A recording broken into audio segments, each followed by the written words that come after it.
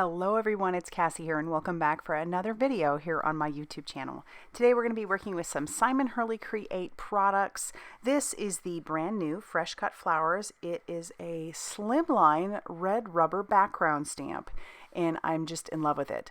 So it is a little bit bigger than this typical Slimline that I might use. So it's about a little less than 9 inches by a little less than 4 inches, but that makes it perfect for the Slimline panels.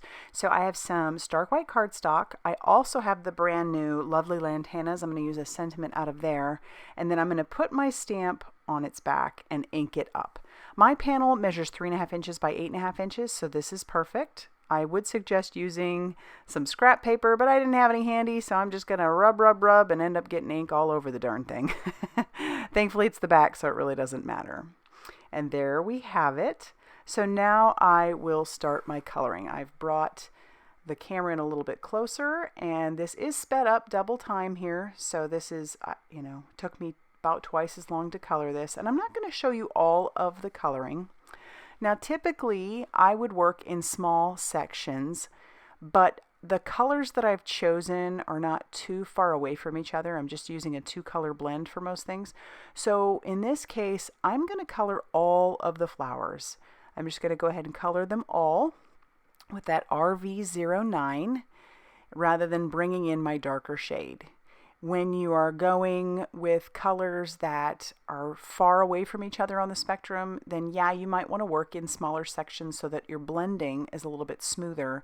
But you'll see when I bring in that next darker color that it isn't absolutely necessary. So we'll just keep slapping down that color all over this.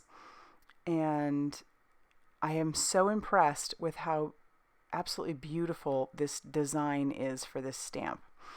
And if you are new to any of Simon Hurley Create's background stamps, many of them are a peel apart stamp, which I think is absolutely genius. So you're not stuck to just using a background stamp as a background. Many of the parts of this stamp itself can peel apart or basically come out of the stamp, and then you can use them separate. So if you see any of those images that are just like plain images, they're not cut apart from the edges, you can most likely use that on something else, or maybe even as your focal point. So all right, this is what I was talking about. That RV19 is not that much darker than the RV09 that I used. So by putting that color down, I'm really not having to do any blending. And by using the flicking motions, it makes it even easier. And this is a fairly detailed stamp, so you definitely have a lot of room for error as far as your blending and things go. And I'm just loving it. I'm loving the detail of this stamp. It's gorgeous. And it has a lot of uses, I think. Whatever color you decide to color them, you could use it for just about any season or just about any occasion.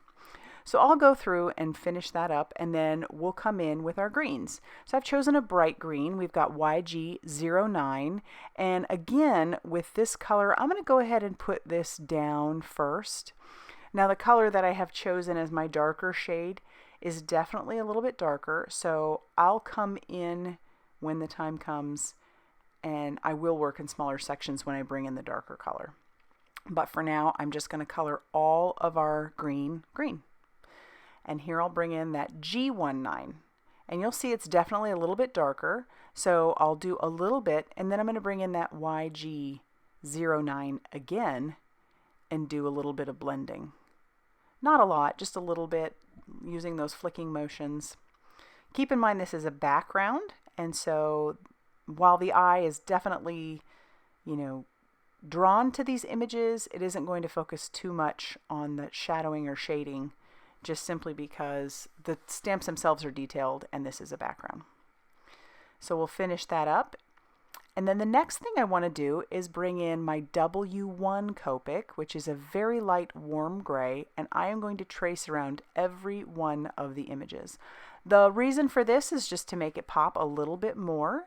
That's why I chose the W1 rather than going with a darker color. And it's nice and subtle, especially once everything dries. It just makes those images pop a little bit more. If you really wanted it to make it look like it was 3D, you might want to pick one side, and then you can do that. I am going to bring in some Lunar paste. I know it's hard to get your hands on this stuff if you're looking for it. It's super popular, but I'm bringing in the Slippery When Wet. And I'm going to show you another way to use this. So I've put some on my glass mat, spritzed a little water in there, and turned it into a watercolor. So I'm just going to color in the centers of my flowers. And I'm even going to take it one step further, add a little bit more water, scrape off the paint that's in this larger paintbrush with a smaller paintbrush, and then I'm going to splatter that all over that background now. So this stuff is awesome for splatter, painting with it, and also using it through stencils, and I'm sure there's a ton more possibilities. But check that out. I love that splatter on that background. All right, now we're going to stamp out our sentiment. I just have a scrap of the Simon Hurley Create Stark White cardstock. I've pulled out the sentiment that I want to use from the lovely Lantanas, and I'm going to ink that up with a black ink. It doesn't stamp well this first time, so I'll just flip my paper over and restamp it. And then I'll put that all away, and I'll pull out my card base, which is a Slimline card base. So this one measures 7 inches by 8.5 inches, which means I'm going to have to score this at 3.5 inches. And then when that's all ready to go, we'll take our sentiment, and then we're going to line it up on our card panel. Well, actually, we're going to put our card panel down onto our card base first with our liquid glue.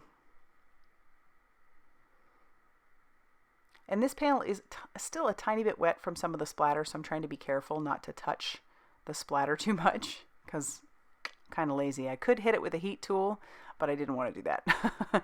And then I'll take my sentiment, line that up on my glass mat, and attach that down. We have this really great thank you, a Slimline thank you all made. I'll flip that over and cut off any of the excess that I might have, just actually trying to make sure that it's lined up straight first, and then I'll trim off the excess. A fun thing to do would be to take some of the peel aparts and stamp those on the inside, which I will most likely do later. But that's going to finish off our card for today. I sure hope that you enjoyed it, and if you did, please hit that like button and consider subscribing if you haven't already done so. And as always, I'll see you very soon in another video. Bye, everybody.